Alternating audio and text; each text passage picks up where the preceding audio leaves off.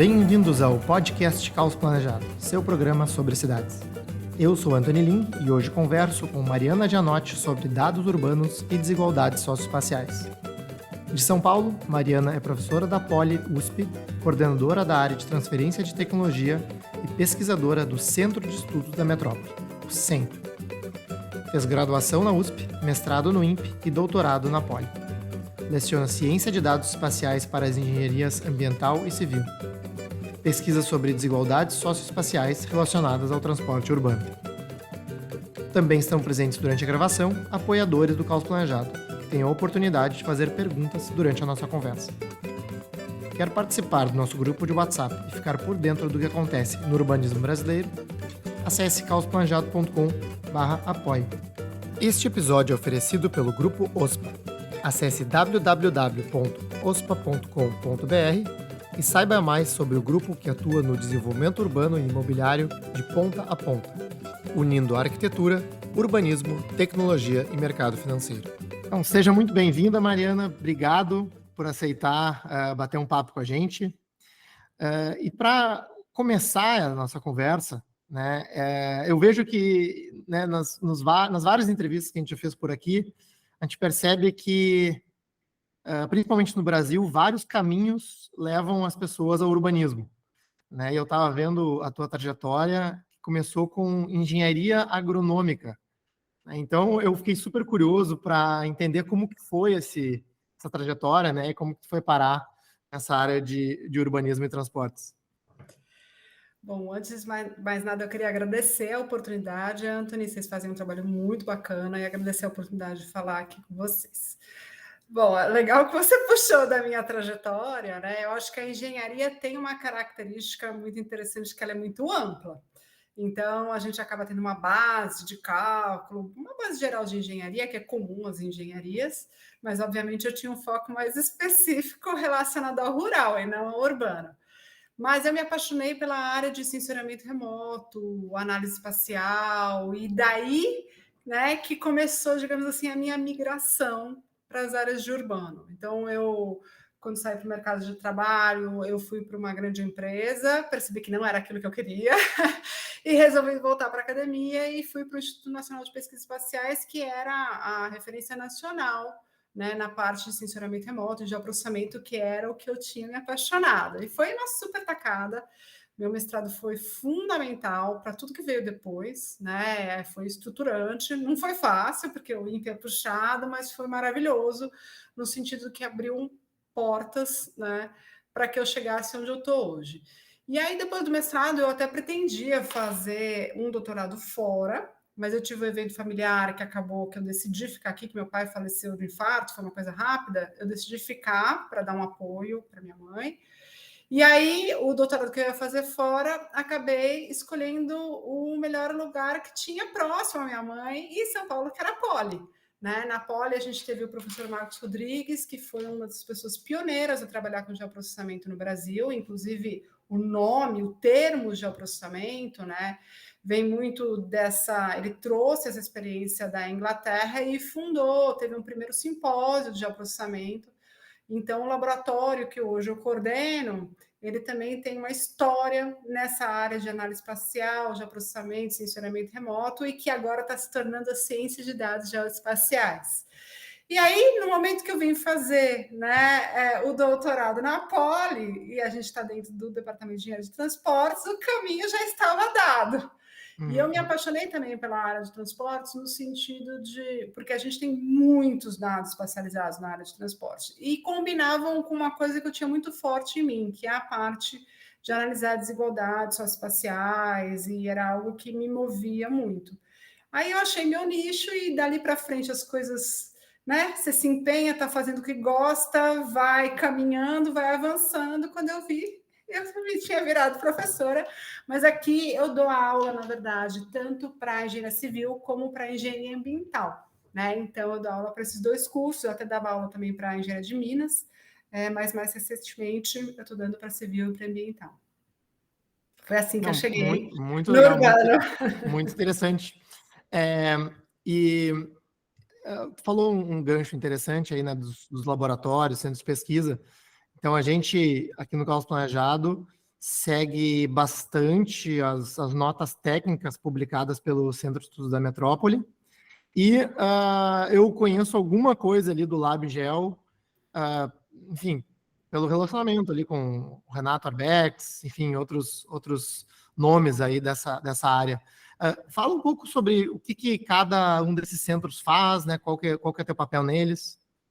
Então, o Laboratório de Geoprocessamento tem esse histórico, né? Ele foi fundado, agora já acho que a gente já tem 25 anos ou algo próximo a isso, e o escopo sempre foi muito variado dentro do laboratório de geoprocessamento, com aplicações em diversos temas, na área de logística, na área de transporte urbano e em outras áreas, né? Mas o meu vínculo com o Centro de Estudos da Metrópole, ele veio um pouquinho depois que eu já tinha entrado na Escola Politécnica como docente. Eu fui fazer uma apresentação num evento sobre cidades, eu tinha acabado de entrar, né, como docente aqui na Poli, e eu recebi um convite da Bianca, que hoje é uma das pessoas que coordena os projetos da América Latina no Banco Mundial. A gente tinha sido contemporânea de doutorado, né? E a Bianca falou: nossa, Mariana, eu estou querendo fazer um projeto para Isópolis, a gente precisa medir os gargalos de mobilidade e tal. Eu falei: não, vamos, nos juntamos, né? É um projeto que foi bem bacana, alguns papers saíram desse projeto. E aí, o professor Eduardo Marques, que hoje é o diretor do SEM, assistiu à minha apresentação sobre esse projeto de Paraisópolis e falou: não, você tem que vir trabalhar com a gente. E na época eles estavam começando o projeto Resolution, né, que tinha o professor Eduardo Marques como coordenador aqui no Brasil, com participação do Miguel, lá do Instituto Nacional de Pesquisas Espaciais, do Pedro, da Flávia Feitosa, da Federal do ABC, né? E lá do lado dos ingleses, o coordenador era o Michael Bett. E aí, quando o professor Dado convidou, eu falei: nossa, né, quem está na área de urbano, enfim, o Bett, para mim, sempre foi uma das grandes referências. Eu falei: claro, com certeza, maior prazer. E aí, eu me engajei, foi maravilhoso. Esse foi outro grande salto, né, na minha carreira, porque o engajamento no Resolution, eu tenho muita amizade com a Flávia, a gente criou ali, né, e isso foi muito bacana, porque quando você tem uma referência grande que nem o Michael Bett, você acaba puxando muitas pessoas super interessadas pelo tema, e o projeto foi ficando cada vez maior e mais interessante, no sentido de que tinha muita gente ali motivada, né, para mergulhar. Então, esse foi outro grande salto. O Renato Arbex, na época, estava fazendo doutorado aqui, né? Inclusive, ele participou da primeira reunião, o kick-off do projeto Resolution. Enfim, a partir daí eu comecei a trabalhar mais especificamente nessa área de acessibilidade, desigualdade de acessibilidade, que o foco principal do Resolution era a questão da acessibilidade e da segregação socioespacial. Como é que essas duas dimensões se articulavam na cidade. A Flávia, né, aqui no Brasil, era a pessoa que, enfim, puxava essa parte de segregação, eles não tinham ninguém no Brasil da parte de transporte, e eu acabei puxando esse work package de acessibilidade, e, enfim, as coisas começaram a desenrolar. Então, aquela coisa, você faz o que gosta, vai, né, se aproximando das pessoas que também têm as mesmas afinidades, as oportunidades vão surgindo e a gente vai aprendendo muito no caminho e conhecendo muita gente interessante também. Não, bem legal, bem legal. E só uma última pergunta em relação a essa parte de formação, né, antes de a gente entrar nos assuntos mais no miolo aqui. Enfim, essa parte de trabalho de análise de dados, né, usar os dados, manipular os dados, olhar as evidências, entender, né, estatística, isso, assim, eu vejo que, pelo menos, assim, eu com uma formação em arquitetura e urbanismo, né, e eu vejo isso por conversar com outros urbanistas, acaba sendo até uma deficiência de muitos cursos de urbanismo, né? E se pega, por exemplo, a tua trajetória que vem da engenharia, né? O próprio Eduardo Marques, acho que também é engenheiro, né? Enfim, tu falou o nome de várias pessoas que vieram de engenharias, né? E que hoje conseguem fazer um trabalho super relevante, né?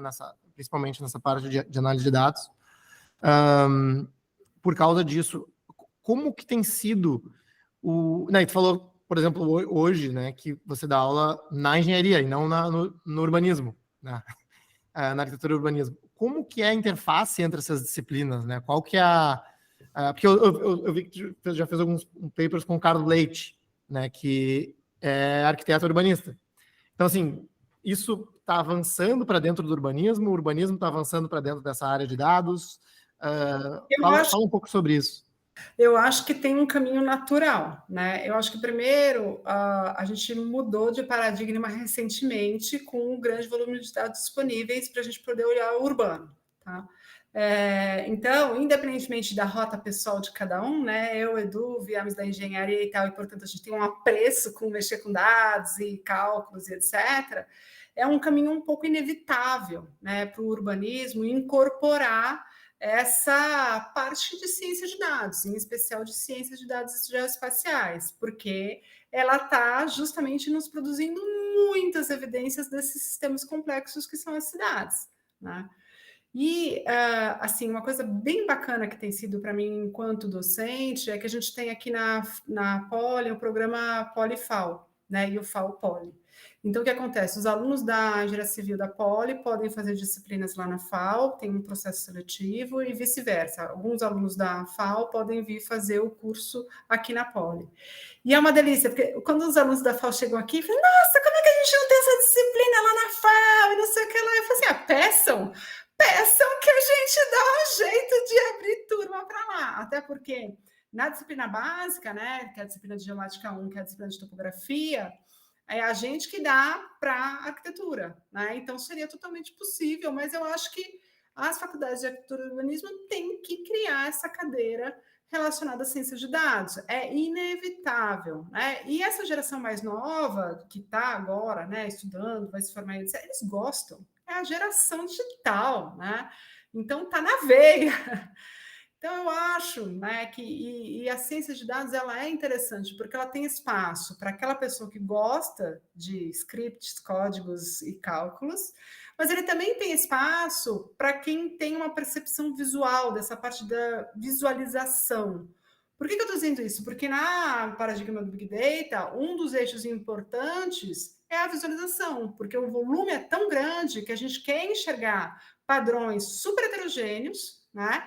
E aí, portanto, as estratégias de visualização passam a ser fundamentais para a gente fazer a interpretação do que aquele universo, muitas vezes, de dados está nos dando. Então, acho que tem espaço para o arquiteto urbanista, que tem até uma formação nesse campo, né, mais relacionado à visualização, que é até melhor do que o engenheiro tem, né? Então, tem espaço, acho que devemos caminhar para isso. Não, maravilha. Até, enfim, acho que vale dizer que o Instituto Cidades Responsivas, que é um dos apoiadores institucionais aqui do Caos Planejado, tem aí cursos de ciência de dados voltados para cidades, e eles até chamam o Michael Bate para dar algumas aulas virtuais, né, nesse curso. Então, enfim, acho que estamos evoluindo, sim, nesse sentido. Mas vamos lá, então. Teu trabalho, ele é focado em, né, como você já adiantou, né, em desigualdades socioespaciais, e eu achei interessante a gente explorar esse tema baseado nos próprios artigos que você tem publicado recentemente. E um dos que mais me intrigou foi um que vocês monitoraram a atividade diária e seus deslocamentos de moradores de Paraisópolis, né, a partir de dados celulares. Eu não consegui ler o paper inteiro, né, por algumas limitações de acesso, mas assim o objetivo, o exercício, assim, foi super intrigante para mim. E eu queria ouvir de ti, assim, como que surgiu essa pesquisa, quais foram as conclusões? Então, uma coisa legal, porque já está vinculado a algo que eu contei aqui previamente, que tem a ver com a Bianca, do Banco Mundial, que eu falei, este artigo é um dos resultados do projeto Paraisópolis que ela puxou, né? E uma das coisas que estava por trás, que não está descrita no artigo, para contar um pouquinho dos bastidores, né? é que a gente tinha uma ansiedade muito grande para que nossas pesquisas de origem e destino começassem a incorporar métodos de coleta de dados que são mais atuais, inclusive esses métodos que a gente instala aplicativos e pode, então, portanto, rastrear as pessoas por um determinado tempo, e aí, ao invés de ter, porque acontece na pesquisa OD, né? Chega uma pessoa na sua casa e pergunta: o que você fez ontem? Você foi trabalhar? Quanto tempo você levou para chegar no trabalho?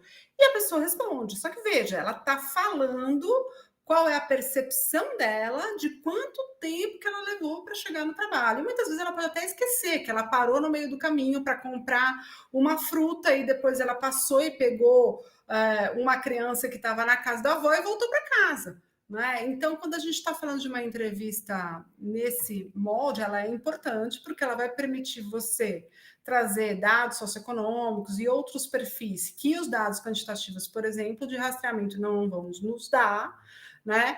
Mas é muito interessante a gente poder explorar essas outras oportunidades. A gente não conseguiu que esse tipo de método fosse de fato incorporado já na pesquisa de 2017. Eles até acho que fizeram um pequeno trial, mas na época a Bianca promoveu, foi super interessante, chamou gente do MIT, gente da Europa, e a gente fez um workshop sobre esse tipo de dado, esse tipo de levantamento com dados de rastreamento. Tá? E é uma tendência internacional nessa área de pesquisa de mobilidade. E agora, com os chat GPTs da vida e etc., já tinha uma tendência de gamificação super interessante, que na nossa época a gente ainda não tinha algoritmos e aplicativos nesse ponto. Mas agora o que eles fazem, né? A pessoa está lá, é óbvio que ela passa por um comitê de ética, a pessoa entende o que ela vai estar fazendo, que a gente vai estar acompanhando ela. No nosso caso, eram 2 semanas, 14 dias, né? A amostra inicial que a gente, nosso target, né, o que a gente estava apontando era 380 pessoas. Para chegar nessas 380, a gente teve que passar em 3 vezes o número de casos para conseguir os voluntários para poder participar. O planejamento amostral, a gente não tinha muitos dados da comunidade, então foi um planejamento amostral pensado na distribuição espacial de Paraisópolis, né, com todas as restrições que a gente acaba levando disso, mas a gente aprendeu muito no processo, né? Então, assim, a gente não consegue extrapolar muito, dadas as características da amostra e todas as dificuldades que a gente teve, inclusive para poder entrar na favela. Tem toda uma organização ali, a gente precisou combinar. Então, por exemplo, só para contar também um pouquinho dos bastidores, combinamos de fazer o levantamento durante o dia, então tinha um horário combinado, só que aí nesse horário combinado que era durante o dia, a gente não estava pegando as pessoas que trabalhavam. E aí a gente teve que renegociar para conseguir em horários que eram fora desse período inicialmente combinado.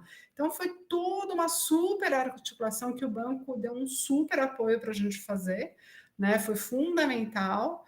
E eu acho que, para além, digamos assim, da conclusão principal do artigo, né? O artigo é um artigo que foi o mestrado da Bruna Pisol, que foi orientado, na verdade, pelo Orlando Strambi, que estava dentro desse guarda-chuva, que era o projeto Paraisópolis, que eu estava coordenando a parte científica, né?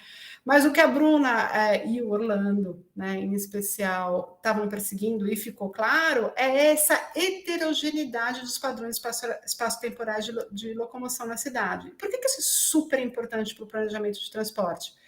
Porque os modelos de demanda antigos, né, a gente não tinha muito dados. Então, a gente pegava e encaixotava.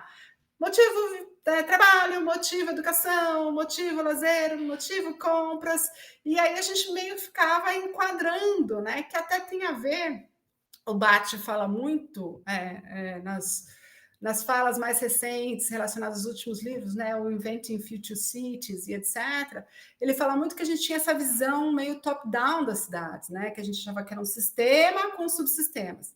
E cada vez mais, quando a gente vai olhando essa heterogeneidade espaço-temporal, a gente vai percebendo que é muita heterogeneidade, que são vários sistemas, né, e vários agentes influenciando, e que não dá para a gente ter essa visão que a gente fazia antes da cidade, que enquadrava ali em caixinhas.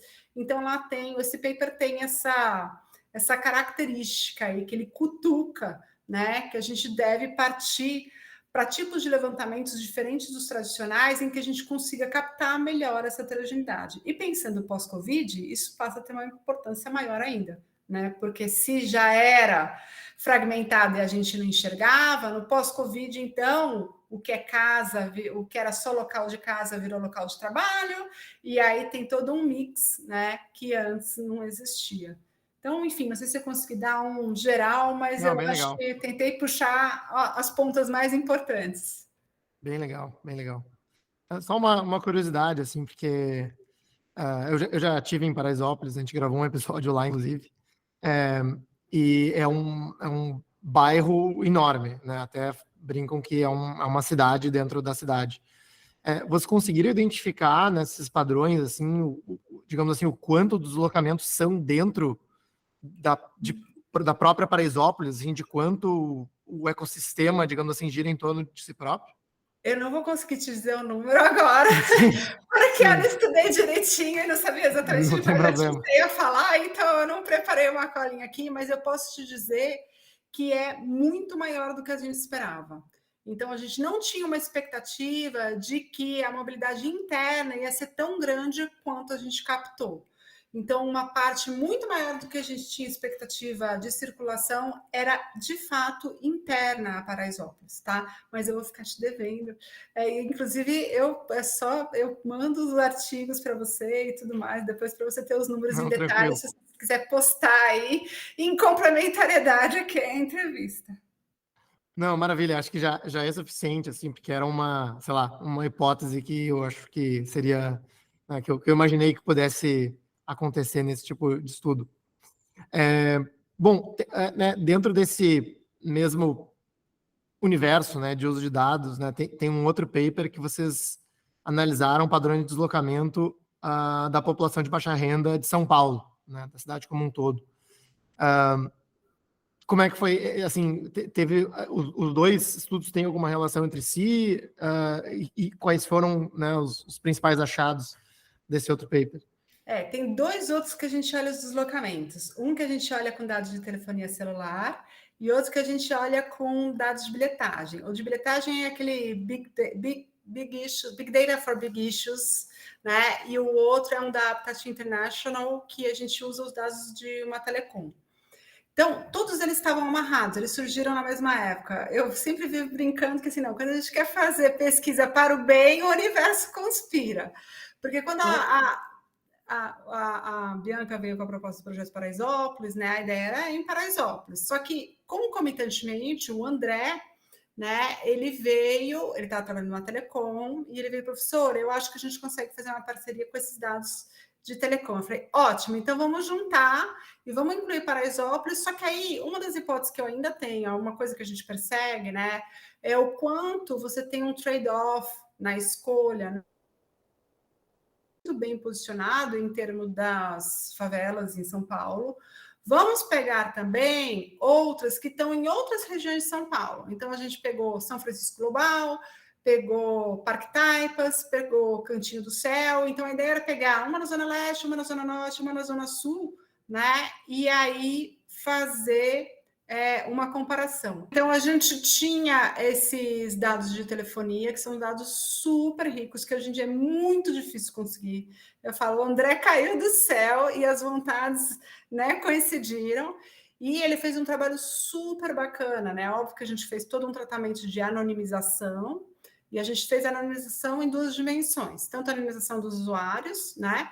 Quanto também uma anonimização espacial. Por quê? Porque a gente percebeu que um dos métodos de você fazer localização a partir dos dados de telefonia é assim, a pessoa usa o telefone, troca alguma mensagem pela internet, você tem uma das antenas da telecom te captando. Se você tiver 3 antenas ao mesmo tempo, você fica com uma precisão muito boa para estimar onde a pessoa está. E a gente tinha esse dado, que era mais enriquecido espacialmente, e aí a gente até testou, o André testou com ele próprio, né, com o sinal dele, eu falei, cara, tá dando em cima da minha casa. Eu falei, não, vamos ver o que tem de protocolo para fazer a anonimização espacial, porque obviamente a gente queria, né, eu uso tecnologia, eu cuido muito da questão da privacidade, porque eu quero continuar usando e não quero que as pessoas fiquem com raiva disso.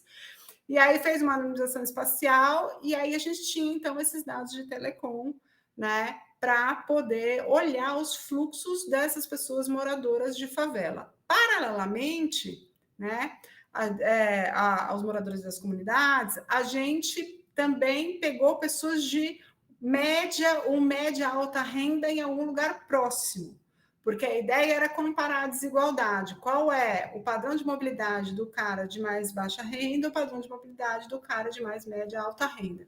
E aí a gente fez algumas comparações e algumas coisas, elas são realmente impressionantes, né? Então, por exemplo, às 6 horas da manhã, e agora estou lembrando de um número sem ter estudado, né? Um morador de uma área de comunidade de favela, ele está, em média, a 6,4 quilômetros da casa dele.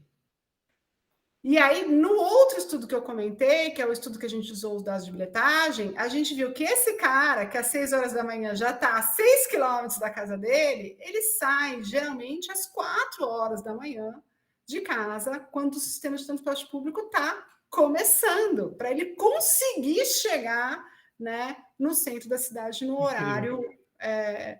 Então, é muito lindo, né? Como a gente, com dados de bilhetagem, com os dados de telefonia, a gente vai trazendo alguns números que até instintivamente a gente sabe. Mas na hora que a gente vê, né, o número de pessoas que estão bilhetando às 4 horas da manhã, e tem um mapa muito lindo, que a primeira vez quem fez foi o Renato Arbex, né? Que a gente coloca as primeiras bilhetagens. Está num artigo da Revista Brasileira de Cartografia. Né? As primeiras bilhetagens, às 4 horas da manhã, às 5 horas da manhã, às 6 horas da manhã, dá para ver claramente que quem está caindo da cama mais cedo é a periferia, e gradativamente, né, até chegar às 7, 8 horas da manhã. E Mariana, teve alguma diferença, alguma discrepância entre os dados da bilhetagem, os dados de telefonia? Assim, eles chegaram a mostrar coisas diferentes? Eles são... eles ou são complementares? Eles, por natureza, são diferentes, porque o do bilhetagem está pegando só quem usa transporte público, né? Uhum. E o da telefonia, na verdade, com o tipo de dado que a gente nem conseguia inferir se a pessoa estava usando transporte público, se ela estava usando carro ou andando. Lá fora, Japão e outros lugares, eles têm uma qualidade de dado que, por vezes, eles usam, inclusive, para fazer inferência de tipo de modo, tá? A gente não tinha no conjunto que a gente estava trabalhando. Então, por natureza, eles são complementares, né? Num, a gente está olhando só quem usa o sistema de transporte público, e aí você tem um misto entre, que a gente chama as pessoas que são cativas, né, ao transporte público, ou seja, dependem dele porque não tem um carro para se locomover, com pessoas que estão optando por usar o transporte público, né? Agora, eu acho que o desafio de trabalhar com grandes volumes de dados ele era igual. O desafio, não só em termos de processamento, mas também de você ter que buscar a combinação desse dado com outros dados para conseguir trazer dimensões socioeconômicas para as análises. E aí, o que a gente faz como estratégia, prioritariamente, é amarrar no território, porque aí no território a gente tem o censo, e aí com isso a gente consegue fazer o que eles chamam na literatura de enriquecimento semântico, né? Mas assim, a gente, em São Paulo e em outras cidades, que a gente tem esses conjuntos de dados, mesmo os de bilhetagem, quer dizer, quando não ficam aí presos nas empresas e operadoras, quando os contratos já a priori combinam que o governo municipal ou, enfim, estadual, alguém vai ter acesso a esse tipo de dado, você passa a ter um poder de planejamento que é assim, é desesperador ver o quanto que a gente subutiliza, né? Porque eles têm toda essa informação cadastral que daria para fazer assim em detalhes essa caracterização, por exemplo, do tempo médio de viagem das pessoas que usam transporte público e moram na cidade de Tiradentes, né? A gente tem feito algumas estimativas nesse sentido, mas a gente não tem, por exemplo, o cadastro de onde as pessoas moram. Então, aí, o que acontece na academia é que a gente vai fazendo uma série de inferências e a gente vai usando métodos internacionalmente discutidos para isso. Então, por exemplo, onde a pessoa mora, né? A gente usa um método que a gente vai olhar quando que ele bilhetou no começo do dia ou qual foi o primeiro sinal, né, que a telefonia registrou, e a gente olha isso por vários dias consecutivos. E ali a gente aplica, né, um algoritmo de inteligência artificial, de machine learning, de clusterização, para poder fazer uma estimativa do local de origem que a gente está estimando que é residência. Mas pense que, se um contrato fosse bem feito, todos esses dados, né, o governo municipal e etc., poderia, né, trabalhar para ter essa matriz com um nível de treinamento muito maior, o que permitiria, obviamente, sempre com cuidado de olhando no agregado, chegar aí em métricas e indicadores bem importantes para a gente poder fazer a gestão do sistema tão sobrecarregado e tão absurdamente precário que a gente tem, não só em São Paulo, né, mas em outras cidades também. Mariana, eu vou te fazer uma pergunta que eu fiz a mesma pergunta no programa com o Cláudio, mas como tu trabalha com desigualdades socioespaciais, talvez tu tenha uma opinião, não diria diferente, mas talvez mais enriquecedora nesse sentido. Que assim, quando a gente fala em planejamento urbano, existe uma preocupação grande do uso do digital como ferramenta participativa. Por exemplo, você vai discutir um plano diretor, né, o quanto os inputs pela internet, por celular, né, ou virtuais, são suficientemente inclusivos, né? E eu já vi alguns autores, e aí, enfim, não sei se são estudos defasados nesse sentido, mas comentando que os dados celulares poderiam estar, digamos assim, excluindo uma parcela da população que não tem, ou que não estão conectados a essa rede, né? E aí, sei lá, alguma política pública ou decisão de planejamento não estaria levando em consideração essa população, né? Qual que é a tua visão a respeito disso, né? Porque assim, hoje a gente sabe que tudo bem, né? Muita gente tem celular, mas né, como é que tu vê isso hoje? Então, depois do estudo de Paraisópolis, a gente também teve uma surpresa positiva, porque os brasileiros usam muito mais celular do que a gente imaginava, que era uma preocupação, mas tem um recorte para além do recorte socioeconômico, que é o recorte, por exemplo, etário, né? Das pessoas mais idosas, mais velhas, que é um problema sério. Então, no nosso estudo, até nesse artigo que está publicado, está bem claro, né, que a gente não consegue pegar a partir de uma certa idade, pela própria dificuldade, por vezes até de uso. No nosso caso do estudo, a gente tinha uma verba específica para os dados móveis, né?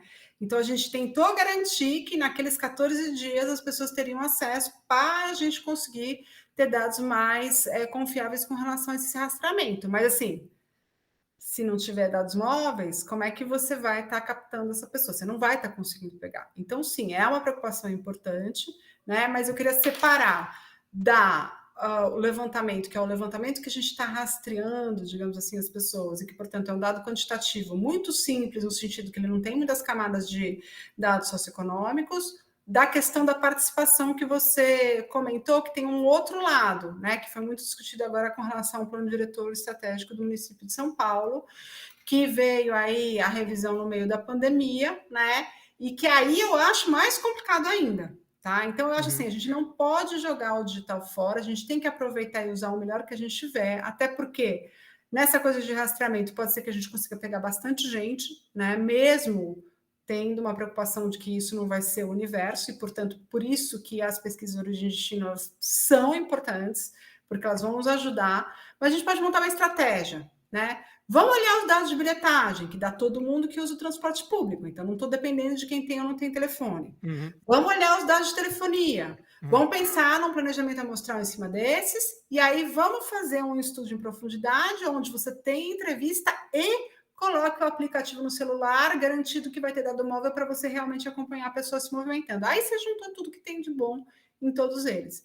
Agora, para participação, para discussão, como por exemplo de revisão de plano diretor, eu tenho várias ressalvas. Primeiro, porque assim, o que a gente mediu foi que, em média, muitas das pessoas que moram na periferia levam 2 horas e meia para chegar no trabalho, depois mais 2 horas para chegar de volta. Se ela trabalhar, se ela tiver sorte, né, de ser alguém com carteira assinada e ser um empregado formal que vai cumprir 8 horas mais 1 hora de intervalo de almoço, isso significa 2 horas e meia para ir, 2 horas e meia para voltar, 5 horas mais 9 horas, 14 horas, ou seja, ela ficou 14 horas fora de casa só para trabalhar.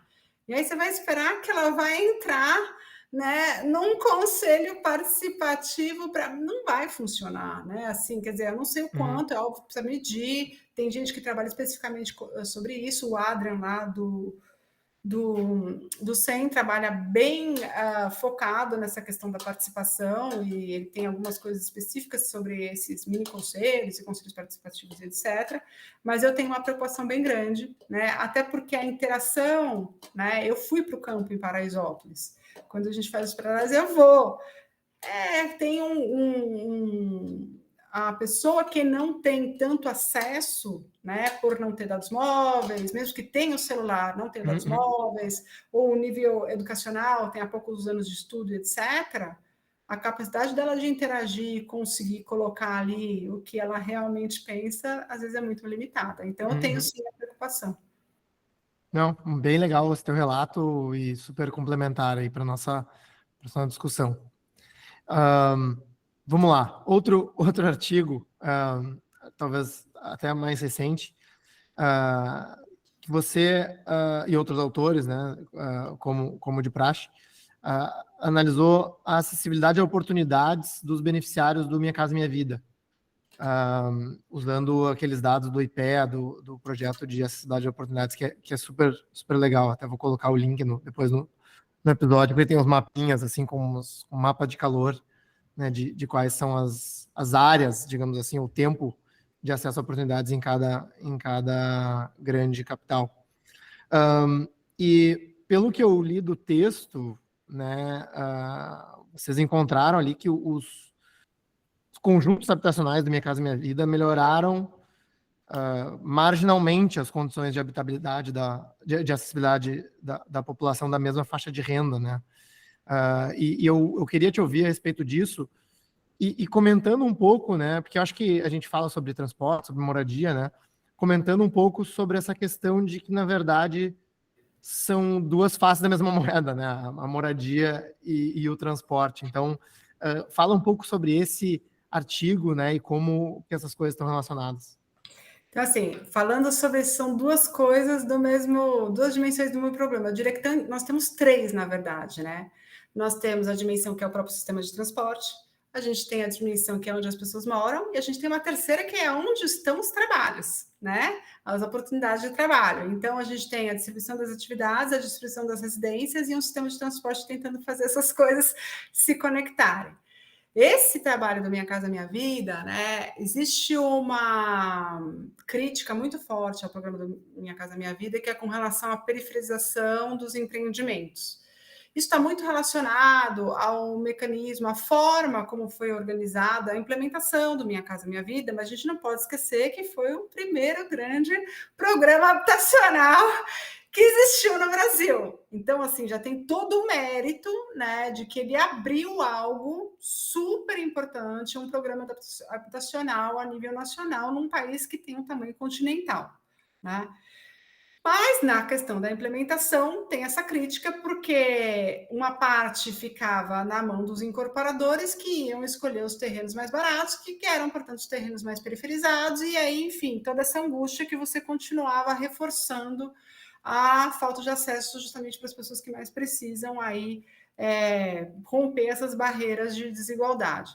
Só que aí, quando a gente foi medir de fato, a gente percebeu que não é tão assim como todo mundo falava. Né? Então, apesar de você ter comentado, teve ganhos marginais, mas são ganhos marginais importantes, porque é diferente do argumento anterior. O Minha Casa Minha Vida está, né? Isso me chamou a atenção. Isso me chamou piorando. Eu não agora contextualizei sim. o meu comentário, mas foi o que me chamou a atenção. Então, porque assim, na verdade, né, tem diferenças entre as cidades, a gente olhou para várias cidades, não foi uma cidade só. Então, até por conta das próprias diferenças de como as cidades são, né? Então, Rio de Janeiro tem uma topografia toda singular, tem um tipo de microsegregação, Rio de Janeiro é um caso à parte. Mas, de qualquer forma, o que a gente percebeu? Né? O que a gente matematicamente conseguiu inferir utilizando os dados do censo? Que se a gente olhasse a população de mesma faixa de renda, você teve uma melhora em algumas cidades. Né? Então, não foi tão ruim assim como todo mundo estava criticando. É óbvio, né, que eu trabalhei junto aqui com o Vanderlei John no plano habitacional, em subsídios para o plano habitacional 2040, numa eixo de sustentabilidade, É óbvio que existe uma preocupação muito grande de quem está implementando Minha Casa Minha Vida, que percebeu que isso era uma questão importante, mas não existia uma política anterior, né? Então a gente vai, implementa, percebe algumas coisas, e agora nessa próxima geração, não sei se você teve a oportunidade de ler a portaria, né, do Minha Casa Minha Vida, que saiu no começo do ano, ele já cuidava de várias dessas questões, inclusive estipulando parâmetros de distância, né, para os empreendimentos. Pois é, eu vi esse teu artigo e não sei, enfim, a minha reação, pelo menos, foi um pouco na seguinte linha, assim, puxa, tudo bem, a gente sabe que foram empreendimentos distantes das oportunidades, né? E o que me chamou a atenção, ou talvez eu acho que o que, sei lá, talvez escancare para as nossas cidades, é bom o quanto isso já estava ruim para essa mesma faixa de renda. Eu acho que é isso que, para mim, assim, bom, puxa, assim, uma cidade como Rio de Janeiro melhorou a acessibilidade de oportunidades nesses empreendimentos, puxa, qual que é a acessibilidade que as pessoas têm hoje? Né? Que eu acho que é isso que né, a análise do como está não é normalmente feita, né? Tipo, mas eu fui Minha Casa Minha Vida, a gente tá vendo as coisas novas, né? E aí surgem essas críticas. Não, peraí. Eu acho que né, a minha reação foi essa. Assim, cara, o atual deve ser muito ruim. O Né? atual é muito ruim, e eu acho que agora é muito bacana, assim, o Minha Casa Minha Vida está se reorganizando já com esse aprendizado anterior, né? Agora, tem os desafios que são desafios gigantes, né? Porque como é que você faz um programa habitacional do tamanho do Minha Casa Minha Vida, né? E qual é o mecanismo de implementação que você consegue, por um lado, viabilizar que muitas casas sejam feitas, e por outro lado segurar, né, para que você garanta aí uns parâmetros mínimos com relação, não só a questão do acesso, né, tem lá as próprias questões do empreendimento em si, da qualidade e etc., que tem um pessoal aqui que estuda profundamente, que também é algo que é bem importante de olhar. Mas é isso, eu acho que é isso que é o lindo, e por isso que a sua pergunta inicial, né, sobre arquitetura, urbanismo, etc., tem que olhar para os números, porque senão a gente fica construindo ou tentando amarrar em teorias, né? Quando, na verdade, no mundo real estão aparecendo coisas muito diferentes. Deixa eu contar não está em nenhum dos artigos que você leu, mas é um dado que está sendo processado atualmente, que é o dado do levantamento de laser de São Paulo. A gente tem 2 levantamentos de laser, 2017 e 2020. O Fernando Gomes está fazendo doutorado, ele é bolsista de transferência de tecnologia lá do SEM, e ele trabalhou um tempo na prefeitura, ele cuidava da cidade de laser lá no GeoSampa. A quantidade de cidade informal que a gente tem é gigante, né? E pela primeira vez a gente vai começar a medir isso, né? A gente soltou os primeiros números, eu só não vou falar aqui porque a gente ainda está, que eu tenho um amor muito grande pelos números, que então a gente precisa verificar e reverificar, mas é um negócio assim impressionante. Então, eu acho que a arquitetura do urbanismo tem que se apropriar, né, desses métodos para a gente poder caminhar mais rápido aí para discutir planejamento e urbanismo. É curioso, né? Coincidentemente, hoje mesmo, me perguntaram, mas Antônio, o que define favela, né? Eu disse, olha, tem o que o IBGE classifica lá, aglomerado subnormal, né? A pessoa vai lá no censo, tem, né, tem uma certa subjetividade na atribuição disso, mas realmente, né?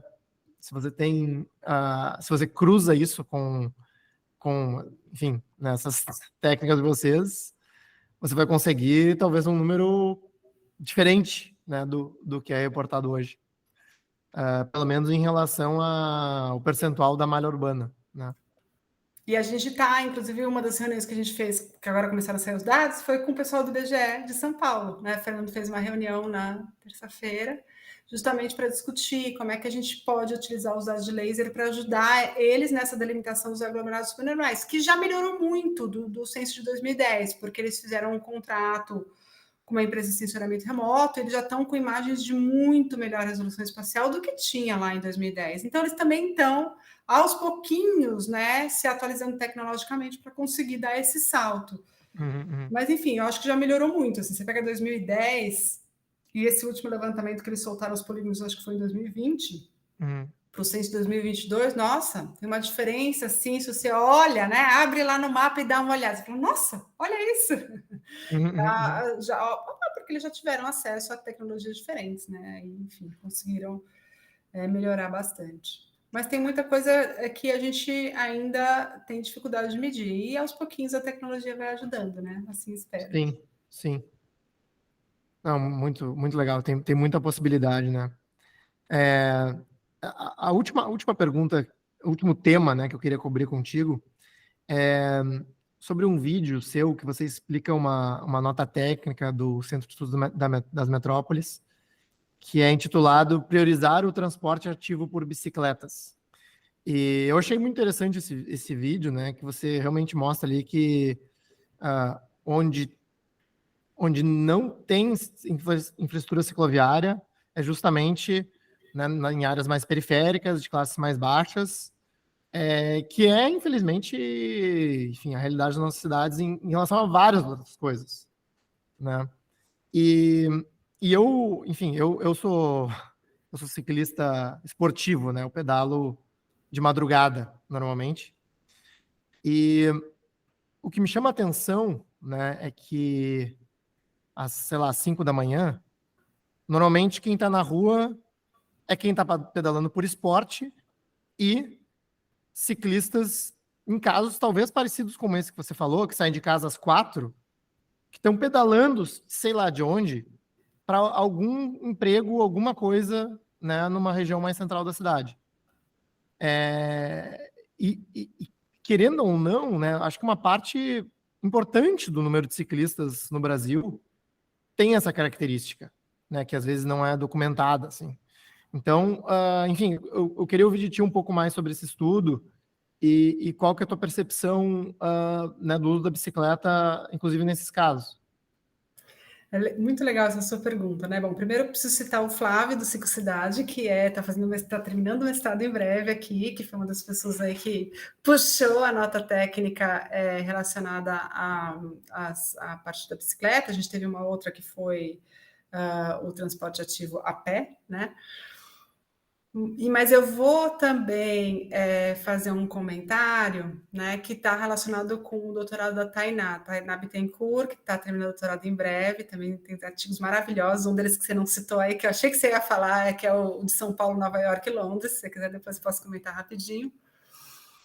Mas a Tainá fez recentemente um levantamento, um dos artigos da tese dela é um levantamento qualitativo, né? Espero que ela não me bata aqui, que eu vou dar um spoiler, mas eu vou falar só generalidades para não dar um spoiler, muito spoiler. Mas que assim, uma coisa que me mexeu muito comigo, né? Porque ela fez várias entrevistas em várias cidades do Brasil, tá? E numa das entrevistas, ela fala com uma mãe, uma mulher negra, baixa renda, que coloca os 3 filhos na bike de madrugada, sai deixando filhos no meio do caminho e anda 20 quilômetros para poder trabalhar, né? Então, assim, essa imagem que você está falando das 5 horas da manhã é engraçado porque eu não tinha ela tão clara até a Tainá ir para o campo e trazer isso Brasil afora, né? E aí tem uma outra aluna, que é a Laura Fortes, que terminou o mestrado ano passado, e ela fez essas medidas de rede cicloviária em várias cidades do Brasil. E o legal do trabalho da Laura, ainda não está publicado, que o artigo está quase para sair, já passou por 2 revisões, é que a gente fez uma parceria com a Tembice e tinha os dados de gênero, separava por mulher e homem. E aí você vê cravado nas várias cidades, que você tem essa desigualdade socioespacial, que parece que se repete, né? E a movimentação das mulheres, dado que a gente está falando de bicicleta compartilhada, né? E que aí pega uma classe de renda mais alta, geralmente é lazer, né? Então, olha que loucura. A gente tem nos casos, o primeiro caso que eu citei, que me marcou profundamente, dessa mãe, né, que acaba se virando com a bicicleta e carrega os filhos e sai de madrugada e anda 20 quilômetros, né? E aí, aquelas mães que podem ter um carro e que acabam indo usar a bicicleta só a lazer, perto dos locais como parques, ou se você Com está certeza. no Rio, perto do mar e etc. Quer dizer, você poderia ter muito mais ciclistas, né? Porque Uhum, uhum. só que você tem esse buraco aí, né, de proporcionar uma infraestrutura que seja aí que dê segurança, né? Eu sou mãe de 2 meninos e quando o filho nasce, a gente não quer que aconteça nada com eles, em primeiro lugar, e segundo, a gente não quer que aconteça nada com a gente enquanto eles dependem da gente. Uhum, E uhum. aí, quando me visto, né, nessa mulher que sai de madrugada, coloca os 3 filhos e dá essa raça, porque o sistema de transporte público é pior ainda, você fala, cara, esse Brasil ainda tem muito para caminhar, né? E eu acho que é óbvio que bicicleta é um percentual bem pequeno, se olhar para as viagens como um todo, mas se a gente conseguisse organizar melhor as cidades, iria ajudar muito nessa matriz de mobilidade aí, e nos problemas seríssimos, né, que o mundo inteiro parou para olhar, que é a questão das emissões, né? Então a Uhum. gente precisa descarbonizar o transporte, e se a gente não, né, largar a mão do carro e priorizar transporte público e ativo, bicicleta e a pé, sou super fã do a pé, né? A gente não vai Uhum. conseguir caminhar, porque nas cidades esse é o segundo maior emissor em muitas das cidades, né? São os carros e, enfim, a gente precisa tentar se organizar se a gente vai querer dar conta, Uhum, uhum. disso tudo que vem acontecendo. Não sei se eu consegui chegar onde você queria, Não, mas conseguiu sim. Enfim, na verdade, eu não tô perguntando onde eu quero chegar em tua visão mesmo. Não, então, só para finalizar a nossa conversa, Mariana, a nota técnica, eu achei, enfim, eu gostei do título, tem uma outra que é a mobilidade a pé, que também termina com um ponto de exclamação. É, eu achei bem incisiva a mensagem, né? E eu acho que uma coisa que vocês falam ali é que existe um descompasso entre o que está planejado de infraestrutura cicloviária e o que é implantado na cidade, né? E eu vejo isso se repetir Brasil afora, né? Em Porto Alegre também é outro caso, né? A gente tem um plano cicloviário, né, tudo ok, mas a coisa simplesmente não anda, né? Enfim, talvez seja outro universo, assim, mas o que falta, né? Assim, a gente pelo menos a gente aqui faz um trabalho de tentar disseminar conhecimento, conscientizar as pessoas, né? Né? Falta a iniciativa do poder público, falta a própria sociedade entender que isso é importante para as cidades, né? Enfim, qual que é a tua opinião a respeito disso e como é que a gente pode andar para frente? eu acho a bicicleta, para mim, eu acho muito maravilhoso, no sentido que os cicloativistas têm uma força, cara, que eu falo, nossa, meu, eles são um exemplo para estudar profundamente, porque eu acho que o poder político, né, o engajamento, as pessoas que fazem esse trabalho de defender a bicicleta, eu acho que são muito eficientes. Só que o percentual ainda é muito pequenininho, né?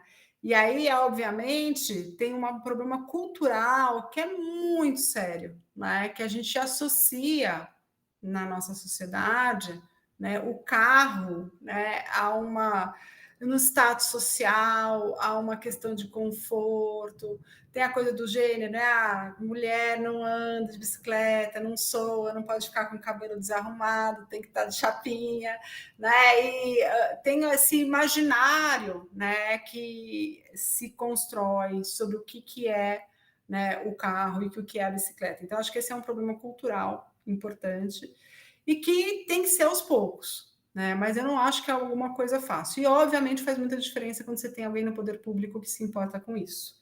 Né? São Uhum, Paulo, e o professor Eduardo Max lá do SEM, ele estuda uma coisa super interessante, que é a resiliência das políticas, né? Então, você tem o urbano, e aí você tem pessoas de diferentes frentes assumindo para cuidar desse urbano. Algumas coisas resistem, outras resistem menos. Agora, para mim, por exemplo, no caso da bicicleta, fica claro assim: nós demos um grande passo em 2014, 2013, 2014, quando a gente fez a primeira geral, né? E agora, mesmo que tenha um monte de gente querendo matar, já não é tão fácil, né? E a esperança fica que no próximo respiro, que a gente tem alguém de fato preocupado com priorizar a bicicleta, a gente consiga já não sair, a gente não vai sair mais de onde a gente estava antes, a gente já sai de um outro patamar para caminhar para frente. Mas uma coisa que eu acho que só em termos técnicos, né, que eu acho que é importante pontuar, falta um transporte público que ajude a integrar mais a bicicleta, né? Eu acho que essa seria uma chave essencial aí. E aí não é só a bike sharing, né? Não é só a bicicleta compartilhada, porque ela pega só um campo, de repente pode ter uma bicicleta compartilhada como política pública, né? Ou mais que isso, né? O cuidado com os bicicletários e todos os equipamentos que são necessários para que a gente consiga fazer essa integração modal de uma maneira mais eficiente. Então, acho que para além da coisa política, né, do planejamento e da articulação da sociedade, etc., tem uma coisa técnica, que enquanto a gente não melhora de fato o transporte público, não leva em consideração que a bicicleta é algo que vai fazer essa última milha ou essa primeira milha, né, eu acho que isso trava, né, trava de fato a ampliação aí do uso da bicicleta de forma geral. A gente até publicou nas redes sociais um diagrama que eu achei super interessante, que mostra que, na verdade, a bicicleta que tem o potencial de contribuir para o próprio transporte coletivo, porque faz a integração das redes rodoviárias ao redor das estações, basicamente amplia o acesso das pessoas às estações, né? Então, o que é, sei lá, 3 minutos de caminhada até a estação, 3 minutos de bicicleta, você consegue abranger um número de pessoas, sei lá, muitas vezes maior, né? Dependendo do bairro. Então, a gente postou isso esses tempos, né, justamente para mostrar que é meio que é bom para todo mundo, na verdade, né? Não é só para quem anda de bicicleta, mas também para quem anda de ônibus. Mas o carro é a grande dificuldade, né? Geralmente quem não gosta de bicicleta tem que ir do carro. Quem xinga a ciclovia quando ela entra ou a ciclofaixa é quem vai. Mas eu não sei se tem uma solução meio termo, né? As pessoas vão sair espontaneamente do carro para, talvez, na hora que perceber que o congestionamento é realmente uma perda de tempo, elas comecem a se preocupar em priorizar mais os outros modos. Bom, maravilha, Mariana. Nosso tempo já esgotou. Adorei a conversa, né? Espero que a gente consiga manter esse canal aberto. Super te parabenizo, né, por toda a produção científica, de evidências, né, que para mim assim ilumina, né, a nossa visão sobre cidades. Teu trabalho é essencial e espero que inspire aí outras pessoas que estão ouvindo, outras pessoas da área a contribuir ainda mais para esse tipo de pesquisa. E obrigado mesmo pelo teu tempo e disponibilidade. Super obrigada, viu, Anthony? Obrigada aí a todos os ouvintes do Caos Planejado. Muito legal esse trabalho que vocês fazem. Acho que é uma dificuldade que a gente tem na academia de sair da bolha. E aí, quando vocês puxam a gente, né? Porque é difícil, a gente fica aqui na bolha, na loucura dos artigos e etc. Mas quando vocês conseguem resgatar e colocar a gente para fora da bolha, é sempre uma oportunidade muito importante. Eu super agradeço e eu sei que é difícil. Mas é um papel, nossa, cada vez mais essencial, porque senão a gente não vira a chave, né? Maravilha. Obrigado, Mariana. Nesse episódio, conversamos com Mariana Gianotti. Se você gostou desse episódio e quer ficar por dentro do que acontece no urbanismo brasileiro, apoie nosso projeto e participe do nosso grupo de WhatsApp. Acesse caosplanejado.com/apoie. Este episódio é oferecido pelo Grupo OSPA. Acesse www.ospa.com.br e saiba mais sobre o grupo que atua no desenvolvimento urbano e imobiliário de ponta a ponta, unindo arquitetura, urbanismo, tecnologia e mercado financeiro.